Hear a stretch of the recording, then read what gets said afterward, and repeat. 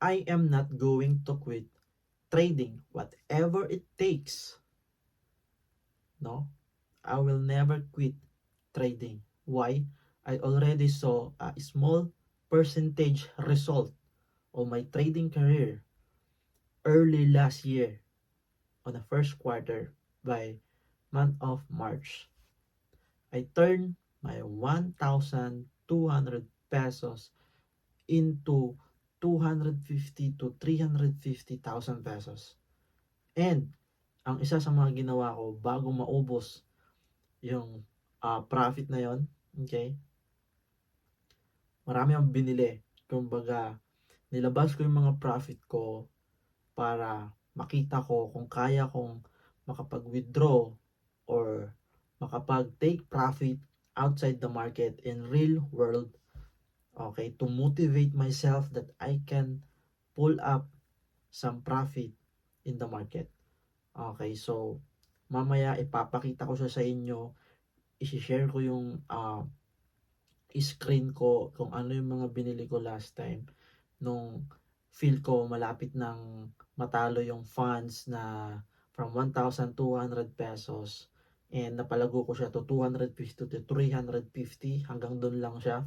So bago matalo yon, nararamdaman ko na parang papangit na yung performance ko ako. So before mangyari yon, bago magkaubusan ng funds, okay, I need to pull out some of my profits in the market. So ang ginawa ko, bumili ako ng laptop para sa kapatid kong nag-aaral ng IT, para at least makasabay siya sa school. Kasi sinasabi niya sa akin, Kuya, kailangan mo na akong bilan ng laptop kasi para makasabay ako sa topic namin sa class. So bumili ako ng laptop, TV, motor, tricycle, and lamesa ng TV. Okay? So mamaya papakita ko siya sa inyo. And that's why I will not going to quit trading this 2026 and for the upcoming few years from now. Okay? And if you are watching right now, I think this video, no, I hope ma-motivate ka, matulungan kita if you are a struggling trader right now, unprofitable, and struggling trader like me, nasa middle ka, no? Nasa gitna. And if you already a profitable, consistent trader, you don't need to watch this video. This video is not for you. But if you are bored, you can watch this video, okay? No? So that I can entertain you watching this video, okay? So thanks for your time, guys. If you are going to watch this full video, okay? So early last year kasi, I turned my 1,200 pesos shorting PI, if you are familiar with that, sa crypto. So from 1,200 pesos, sinalpak ko yon sa isang trading platform sa MAXC. So I love shorting, no? So doon madalas ako nakakakita ng magandang position when I have short position, different on a different, actually on a different pair, no? I love shorting. So anyway, that time kasi nag i-airdrop ako, if you are familiar with airdrop, no? So nag-try ako mag-airdrop kaso puro ano gas fee, nagde-deposit ako, no? Which is natalo rin ako, pero hindi naman siya malaki, may mga talo lang din ako sa airdrop, no? And it cost me a lot of time, no? And siguro yung natirang sa Telegram wallet ko, may natirang funds doon sa hot wallet. Okay, may natirang funds doon. Tapos nang nabalitaan kong yung PI ay malilis sa MAXC, sabi ko, kasi that time iniwanan ko yung futures trading kasi yun na nga, natatalo ako, ganito ganyan, no? So, nag-airdrop ako. Nag-try ako mag-airdrop kasi ang lalaki ng kinikita ng iba sa airdrop. Syempre nakikita sa Facebook wall ko, ganito yung mga commission nila, yung profit nila sa airdrop, no? Antay sila ng ganit ilang months, from 1 to 3 months or 3 to 6 months or maybe 1 year, no? Nakakita sila ng malaking result. And I think doing airdrop is not for me kasi nga based on my lifestyle, sobrang busy ko, no? Bilang overseas worker, no? Nag-try naman ako. Kasi nga may pera dun, kung saan yung may pera dun ako, 'no. So nag-try ako deposit ng mga pang-gas fee, doing some, job, 'no, sending link, yung mga task. So, I already do that, 'no. Alam alam naman ng iba yan na nakakilala sa'kin, yung mga ka-group ko sa mga kasama ko na nagga-grind before. So, sabi ko, hinto muna ako sa futures trading kako. Kasi talo, puro deposits ng hard-earned money, 'no. Hininto ko muna 'yon. Laro ako ng airdrop, pero wala, hindi pa rin pinalad. Zero profit sa airdrop, 'no, puro palabas.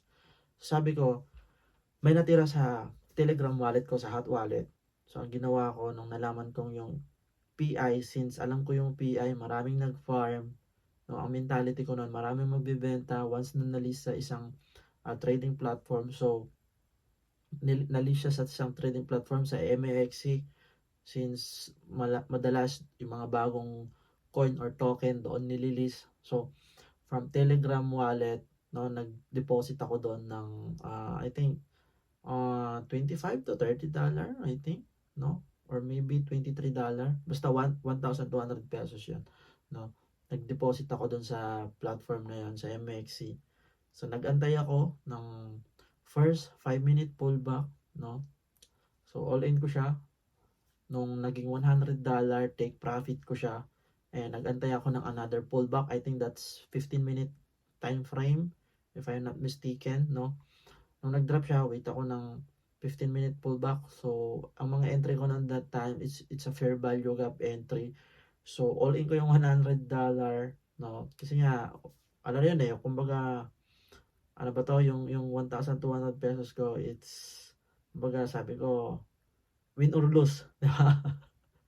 Basta malakas yung conviction ko, 'no. Kasi nga may experience ako sa mga new token na bagong list, magda-drop at magda-drop siya. So, since malaki yung community ng PA that time, yung 1,200 pesos ko shinort ko, 'no, from $100, ay nag $100, take profit, wait ako ng, pullback 5 to 15 minutes.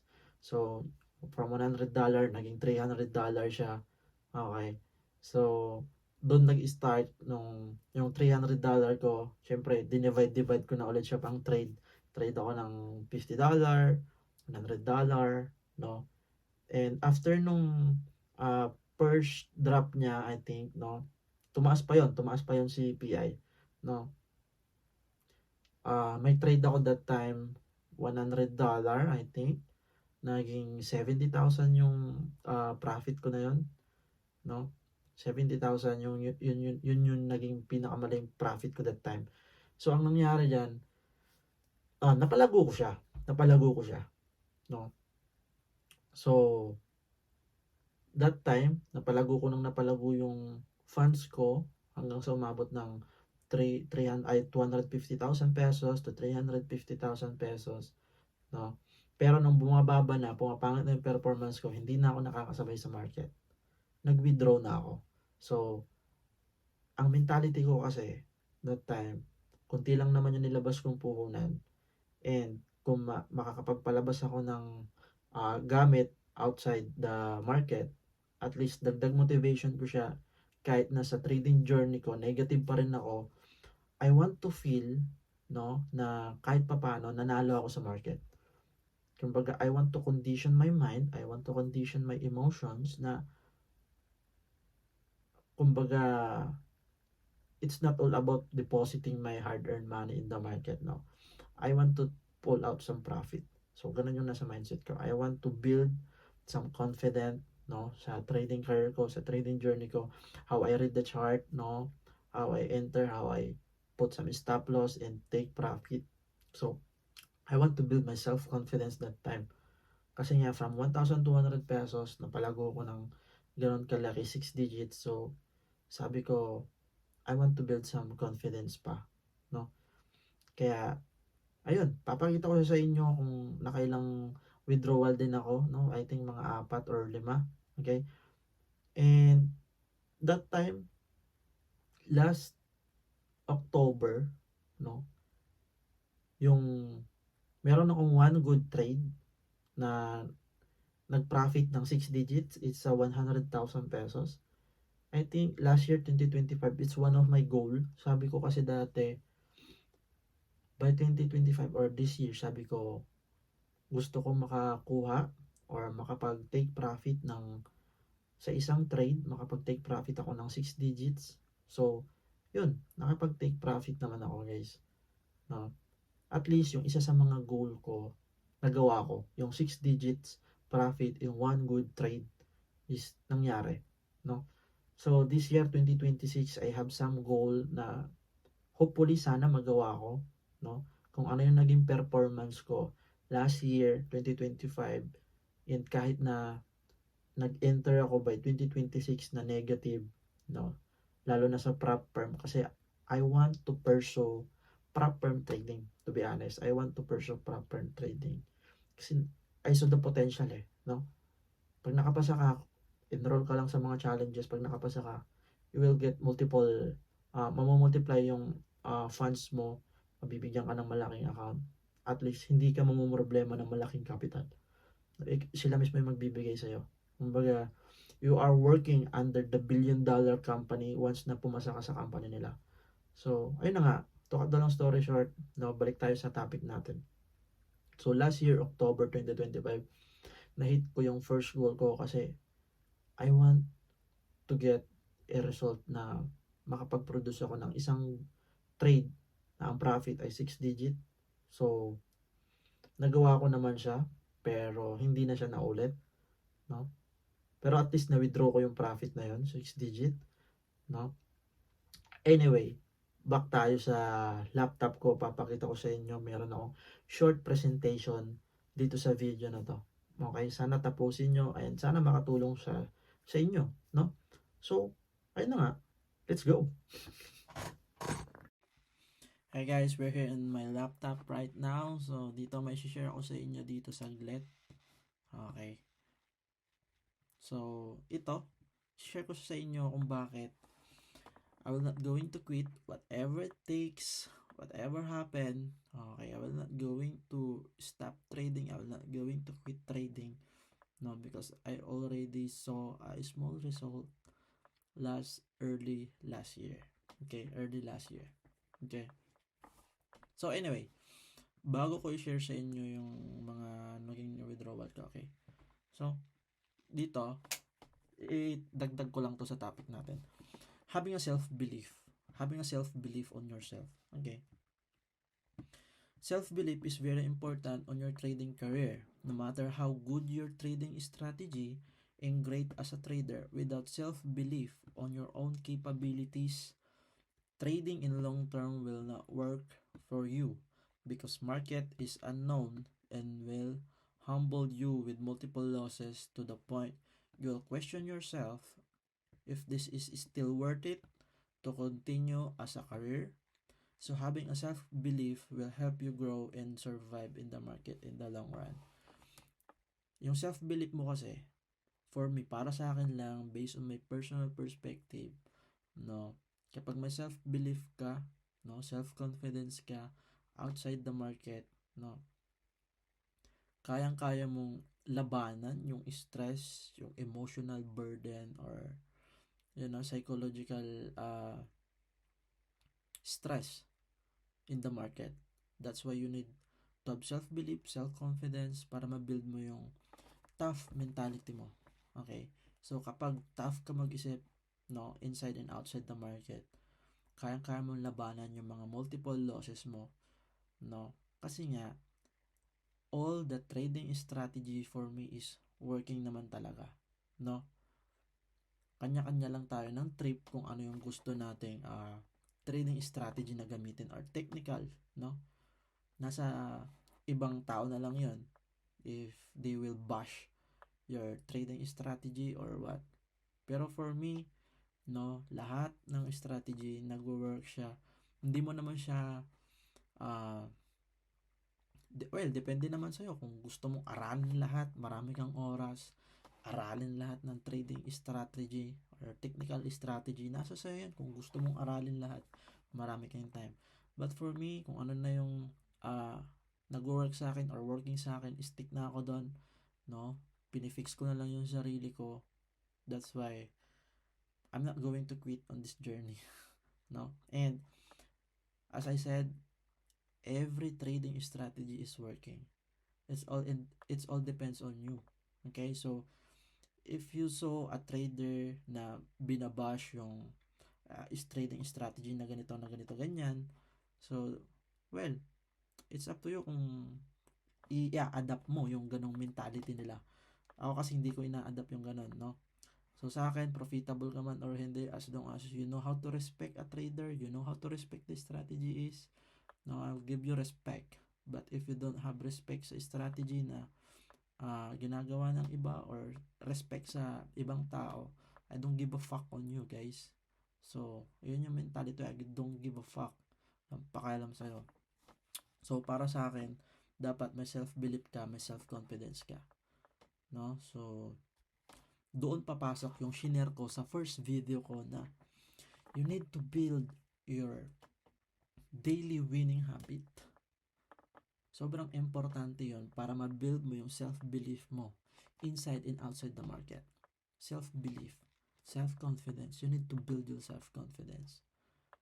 Kahit gaano pa kaganda yung trading strategy mo, guys, kahit gaano pa ka-profitable yung trading strategy mo, pag pinagdaanan mo yung emotional and mental stress sa trading sa market, how can you fight that? No? Marami nang na-depress sa market, marami nang diba?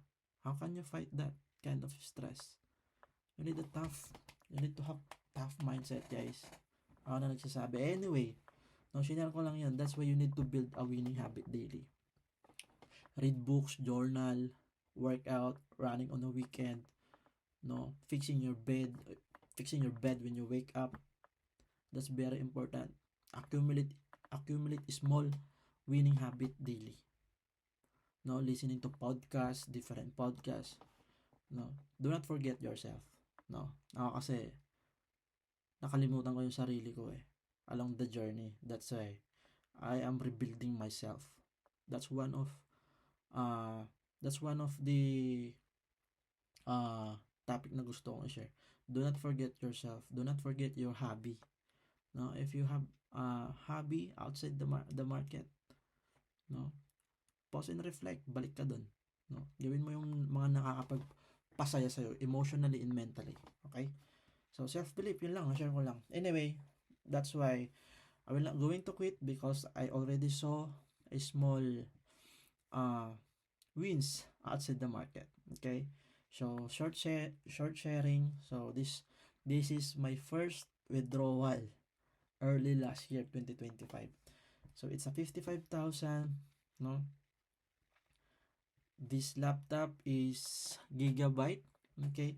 Hindi ko alam kung anong specs nito pero gigabyte to, almost 53,000, and may ibang previous pa to, nag-add na lang yung kapatid ko dito, yung 55,000 na winidraw ko sa market, nakatulong naman siya. So, gaano kasarap emotionally and mentally na hindi na ako mai-stress sa pambili ng laptop ng kapatid ko. Kasi breadwinner ako sa pamilya. Panganay ako, no, hindi naman ako laki sa yaman, laki ako sa hirap, laki ako sa bukid, guys. No? Ibato mo ako sa bukid, lahat ng trabaho sa bukid, alam mo. No? Kargador ako ng palay, kargador ako ng mais, kargador ako ng tabako, nag-aabuno ako niyan, lahat, patubig, lahat ng trabaho sa bukid, alam ko. So, papadala ako buwan-buwan, allowance ng kapatid ko, allowance ng pamilya ko, no, and also may allowance here overseas, 'di ba? So hindi ako laki sa yaman na pamilya, no. We just surviving in life. But no, in life I'm not going to quit in life, no. And even here in trading, I will not going to quit. No, kahit gaano kahirap to, guys, ilalabang ko to, guys. No. Pwedeng huminto or magpahinga pero quitting is not my option Wala siya sa option ko. So, this one, no, for my kapatid, for my brother na nag-aaral ng IT, no, graduating. So, bakit may chart dyan? Kasi sabi ko, basta open mo yung trading view, lagay mo dyan, picturean mo para may remembrance ako sa result ko na na-pull up ko. Pero mo from 1,200 pesos, 'di ba? So ayan, next TV, 'di ba? 39,000, I think this is Xiaomi 55 inches, I think ito, no? So TV. So yung pambili ng TV, hindi na ako na-stress diyan. Yung profit ko nung nakapag-profit ako, pull out na ako agad sa market, no? So next, 58,000 pesos, no? Cash, bumili ako ng Rusi. It's a 175cc. So, ito yung kapatid ko. Diba? Binili ko siya ng cash. Kasi, meron naman silang motor. May motor siya. Binili ko rin yun para sa kanyang pag-aaral. Pero hindi siya galing sa trading. It's all my hard-earned money sa pagiging OFW ko. So, motor, kasi sabi niya, nahihirapan daw siya mag-grocery pag nag-grocery sila ni mama, no? Kaya napaisip ako, sabi ko, okay, next time sa susunod pag yung funds ko napalago ko ulit, no? Bili tayo, kako. So, lumago naman yung funds. That's why bumili ako ng motor, no? Take profit ako. So, cash. Bili siya ng cash. Pero sabi ko, yung tricycle, no, yung tricycle, no, sabi ko next time naman pag nag-profit ulit tayo, sabi ko. So after few months, no, by month of October, no, ito, meron date dito ito, 2025 October 11, 23, no, anong oras to? Mga 1, I think, 1 a.m. in the morning. So, tama ba? October. Basta nandito yung date. Tignan nyo na lang. Ito no. 2025 November. Tama. November 22.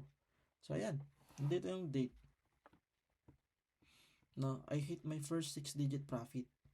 Yung goal ko bago matapos yung taon. So, ito. 100,000. 200. Ay, 100. 100,000. 102,000 pesos. Okay. So, ayan. Diba? At least bago matapos yung 2025 na taon, 102,000 pesos, no? Na-hit ko yung isa sa mga goal ko na one good trade, I need to have a 6-digit profit in one good trade. So, ayun no, ZEC. I shorted ZEC, no? Kasi sobrang parabolic ng chart.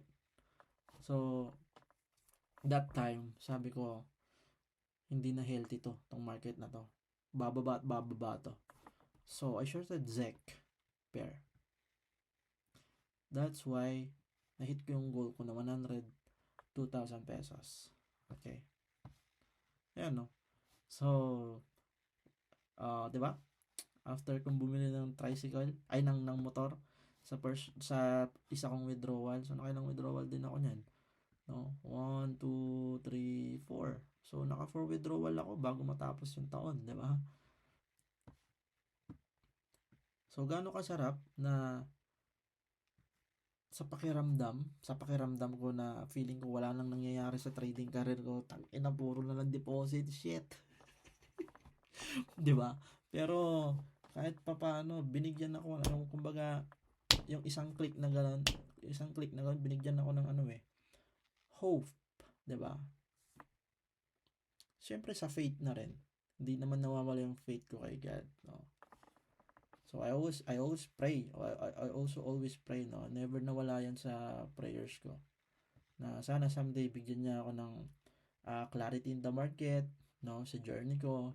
So kung ano yung para sa akin, bigay niya sa akin. Kung hindi man para sa akin, then siya nang bahala. So ito. So after ilang months, I think 2 months or 1 month, pag-withdraw ako ng 6 digits. So ayan, pinang tricycle. I think mga after 3 months. 2 to 3 months after mga maka 6 digit ulit. So ayan, nabilang ko yung tricycle. So hindi siya pangpasada na tricycle, which is pang service lang siya. So, medyo pogi, di ba? Siyempre, di ba? So, ayan, at least, yung nirereklamo ng kapatid ko, nahihirapan siya mag-grocery kasi naka-Honda Click lang siya. Kapag nag-grocery siya, maraming binibili minsan kasama si mama. So, nahihirapan siya, lalagay niya lang sa harap. Kaya sabi ko, may bagong motivation ako. So, dapat yung pambili ko ng tricycle, di ba? Pambili ko ng tricycle dapat galing sa trading, no? Sa market. Yun yung mindset ko. So, after few months, yan, nakabili kami. So, anyway, sa first video ko, ito yung ah mga nakuha kong certificate pero hindi ko na take profit. Basta itong topic na to na 124,000, no, na basta itong account na to, it's a funded account, 24,449, it's a 1.4 million. Kung napanood mo yung first video ko, in-explain ko dun yung about dito. So, hindi ko na isi-share dito kasi mahaba-haba tong usapin na to. Hindi ko to na-withdraw. No, it's all my mistake. I made a lot of mistake in this proper account. No? So, naging funded trader ako last year. And siguro ito last na lang ma-share ko. Have your own study area para at least yung focus mo nandun. Pag may mga gusto kang aralin nandun, have your own study area or trading area. No. Ako kasi ganun ako. Kaya yung lamesa ko dito, kahit maliit yung kwarto ko, pinasadya ko talagang bumili ako ng lamesa ko para may upuan ako, nagla-laptop ako, nakaset up yung study area ko. I have books, I have laptop, no? And syempre yung mga small cars dyan, syempre hindi mawawala yan yung dream car kumbaga, 'di ba? Yung vision, 'di ba? Nabi-visualize mo yung dreams mo, 'di ba? It's better to have than nothing, 'di ba? Mas okay na yun kasi yun yung bumubuhay sa akin eh. Kung wala akong pangarap, guys, wala akong drive in life, to be honest. Kung wala akong dreams, kung wala akong responsibility. So having a responsibility is a privilege for me. I do not take it as a burden. If some people so this as a burden, yung responsibility in life, dapat i-shift mo yung mindset mo, yung mentality mo into positive. If you have big responsibility right now in life, take it as a privilege. No, you have a privilege to be motivated, have plans, better plans, no? Ano pa yung dapat mong gawin to improve yourself, to improve your life, no? At least if you fail, no? If you fail in life, in the future, at least you tried, 'di ba? Dapat ganun yung mindset mo. You always try. Do not afraid to try, do not afraid to fail, no? And do not afraid to make mistakes in life, no? Yun lang yung ma-share ko right now. Hanggang dito lang muna kasi it's already 2 a.m. in the morning, guys. I hope you watch this video, no? Sana nakatulong sa inyo. So laban lang tayo in life, in market, no? Always pray, always ask God, no? And I'm not a perfect person. I have a lot of mistakes in life, no? I'm a bad person, okay? I'm a bad person. I'm not a very good person. I'm a bad person. So yun lang, always pray, have faith, have a self-belief, self-confidence, build your winning habit daily so that your negative situation, you can change it into positive result, positive thoughts, positive mind. Always be positive, guys. Yun lang, until my next video, God bless.